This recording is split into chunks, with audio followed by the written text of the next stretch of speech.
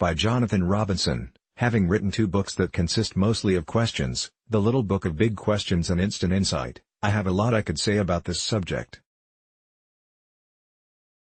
Yet, in essence, what I wanted to convey is that by asking yourself specific questions on a regular basis, you can dramatically change your life.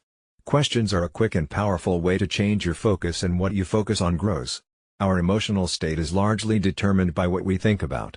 If we subconsciously think throughout the day, "What else is wrong in my life?" then we'll likely feel anxious a lot of the time. However, if we focus on the question, "What can I feel grateful for?" then it's easy to feel a whole lot better. Asking questions to change your focus is a time-tested technique. We already do it, and it has an immense impact on how we feel. Unfortunately, usually we use this method to make ourselves feel angry, depressed, or anxious. We think of things like, "What else do I have to do today?" Or "Why is that person such a jerk?" Like a good computer, our brain attempts to answer whatever question we feed it. Out of the millions of things it could think about, our mind chooses just a few things to focus on. How does it know what to let into consciousness, and what to ignore?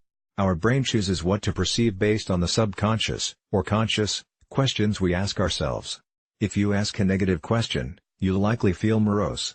If you ask a positive one, you'll focus on different thoughts and likely end up feeling good.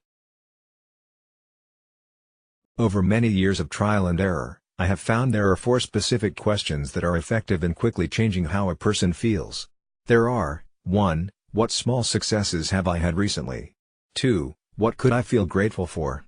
3. Who do I love and/or who loves me? 4. What do I appreciate about myself?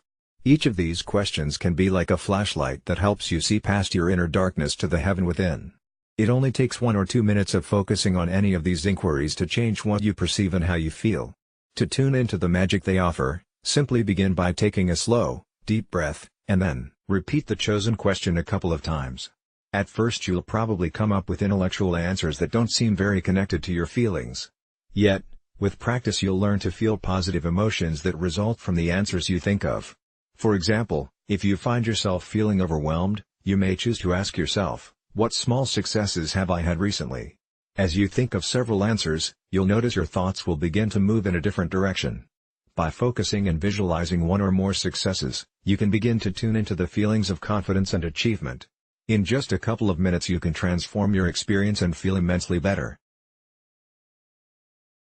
When answering any of the 4 inquiries, the important thing is to think of specific instances when you felt what the question is asking you about.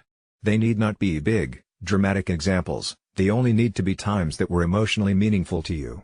For instance, when asking yourself, "What could I feel grateful for?" you could feel thankful for literally hundreds of things. You could feel gratitude for being healthy, for having food when much of the world goes hungry, for friends, or even for the use of your telephone. By focusing on how fortunate you are compared to many other people, you can learn to tune into the feeling of gratitude whenever you desire. The question, "Who do I love and who loves me?" can be a wonderful way to dive into your heart and experience the grace of love. By remembering a specific time you felt loved by someone, or a particular time you felt in love with someone, it's possible to tune into the warmth within your heart. With practice, you can take many love breaks throughout the day that open your heart with love in just a minute of meditation. The final question, "What do I appreciate about myself?" can be a good antidote to feelings of self-dislike or unworthiness. The simple fact that you bought this book shows that you're interested in bettering yourself. You probably have a lot of little things about yourself which are likable. By thinking of some of them, you'll feel better. For some people it's hard to see what is good and lovable about themselves. If you have a hard time with this question, you might try asking yourself, "What good things would my friends say about me?" As you focus on what you, or others, see as your positive traits, you'll feel more confident, lovable, and have genuine compassion for yourself. The hardest thing about this technique is remembering to use it.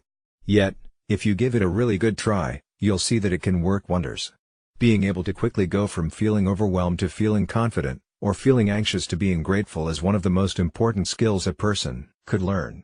To a large extent, your ability to act effectively in the world is based on how good you feel. As you gain more control over your thoughts and emotions by asking yourself these 4 questions, you'll not only feel better, but you'll also be better able to contribute to others. Jonathan has written several bestseller books including The Complete Idiot's Guide to Awakening Your Spirituality, The Experience of God, The Little Book of Big Questions, and Communication Miracles for Couples.